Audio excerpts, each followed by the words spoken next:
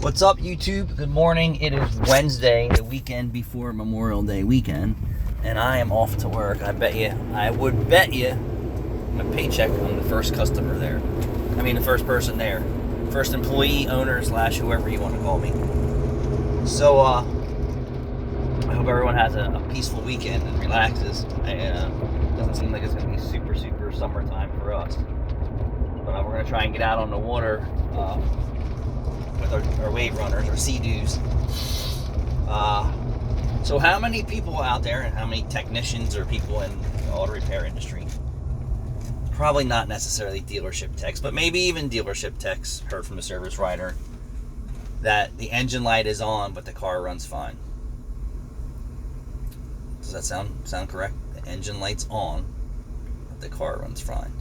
So this is a lack of knowledge to the consumer or the driver or the operator or whoever. And I think this has started from a stigma, if you want to call it. If you guys can remember, so I started in 91, and it was OBD1 that we were seeing in the shops. And people would come in and say, we would say that the engine light's on, or like, the dealer said there's nothing wrong with it. Well, I think as the 70s and 80s and then into the early 90s, it was okay to do that because the car would pass the tailpipe emissions tests at that point.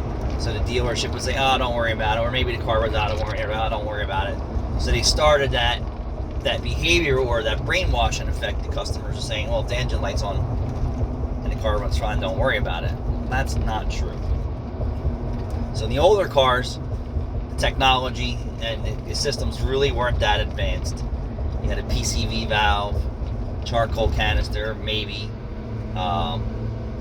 VSV, vacuum switching valve. So there really wasn't a lot of complexity to it.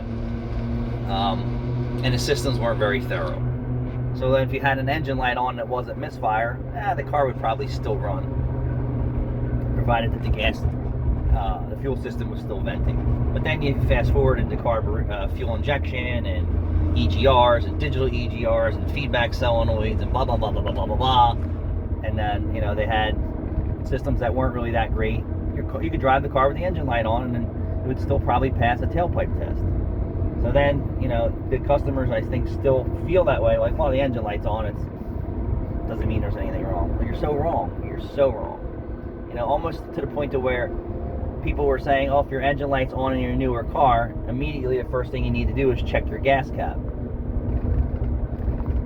It is one of the, most likely causes of a check engine light.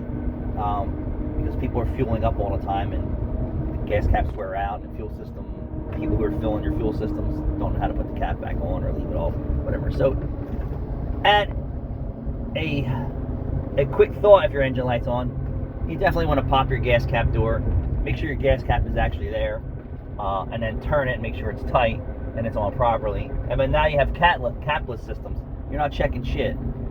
The average person is never going to be able to figure out if the capless system's bad.